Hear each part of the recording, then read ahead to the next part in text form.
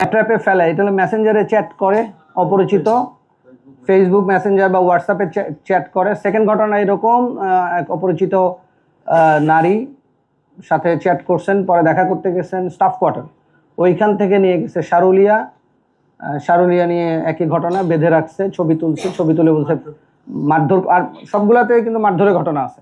এবং একটা মজার বিষয় হলো যে লেয়ারিং করা আছে, মানে একজন ধরে নিয়ে যায়, একজন বেঁধে রাখে, আবার একজন টাকা তোলে, মানে একজন আরেকজনের সাথে কোনোভাবেই কানেক্টেড না। তো এটা আমরা আইডেন্টিফাই করছি। সেকেন্ড যেটা, ওইটা হলো যে চ্যাট করার সূত্রে দেখা করার জন্য স্টাফ কোয়ার্টার থেকে নিয়ে গেছে ইয়াতে সারুলিয়া, নিয়ে মারধর করছে, ছবি তুলছে, বলছে ইন্টারনেটে দিয়ে দেবো, তোমার ফ্যামিলির কাছে দিয়ে দেবো। আংটি টাংটি নিয়েছে, ওইখানে 5,06,000, এখানে মানে 5,31,000 টাকা।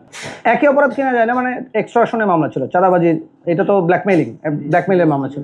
তারা তো একটা রিং এর মেম্বার, বাট কাজটা যখন করেন তখন যার যার সেক্টর আলাদা আর কি। মানে এইটা ধরেন আমাদের অফিসের মতোই আর কি, ওনারও একটা অফিস সাজায় নিছেন, অপরাধীরা যেরকম সাজান।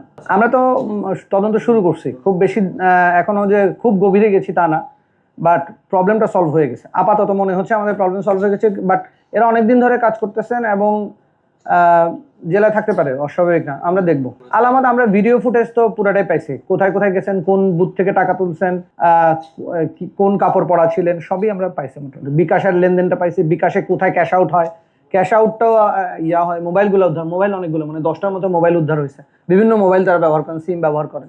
এরা বিভিন্ন এলাকায় কাজ করেন, বাট তাদের আমরা যেটা বুঝতে পারছি, তাদের হলো সেফ হাউস হলো ডেমরা এবং যাত্রাবাড়িতেই, ওইদিকে বাসা ভাড়া কম, এই জন্য হয়তো ব্যবহার করেন। আমি না, দুইটা ঘটনা কিন্তু দুই রকম।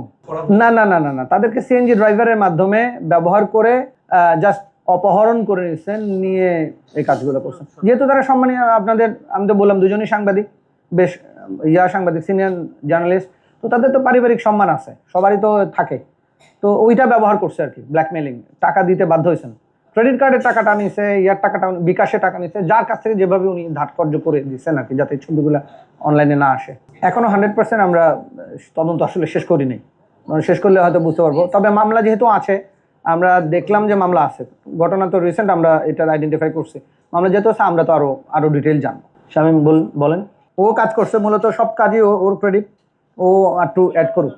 আসলে আমরা আমাদের ডিসি স্যারের নির্দেশে আমরা সব কাজ করেছি, স্যারের দিক নির্দেশনাতে সব কাজ করেছি, এবং স্যারের লিডারশিপের ফলেই হচ্ছে আমরা তাদের অ্যারেস্ট করতে সক্ষম হয়েছি।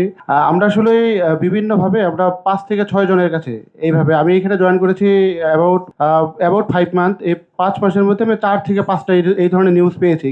কিছুদিন পর এই ধরনের নিউজ আসে, অনেকে মামলা করতে চায় না বিভিন্ন ইস্যুতে, তো তাই যাই হোক, তারপরে যখন 2 জন মামলা করেছে, তারপর আমাদের স্যার গাইডলাইন করেছে, আমরা এই পর্যন্ত স্যার যেটা বললেন, আমরা তদন্তকে গ্রেপ্তার করতে সক্ষম হয়েছি। ধন্যবাদ। আমি জয়েন করার পরে ডিসি ওয়ারি হিসেবে আমি 2 মাস জয়েন করছি। এর আগে ঠিক আমি জয়েন করার 5-7 দিন পরে এরকম একটা ঘটনা, এক ভদ্রলোক আমাকে ফোন দিলেন যে আমার শ্বশুরকে পাওয়া যাচ্ছে না। তো খুঁজতে খুঁজতে ওই রকম যে টাকা যদি আপনারা না দেন তাহলে ভিডিও বা ছবি ইন্টারনেটে ছেড়ে দেওয়া হবে। ওনার বয়স অনেক বেশি, 55+। পরে তো দেখা গেল সেম, তো ওনারাও মামলা করতে রাজি না, বাট আমরা তো যেহেতু পাইছি, আমরা এখন তো করবো, মানে সামাজিক লোকলজ্জার ভয়ে অনেকে করতে চান না।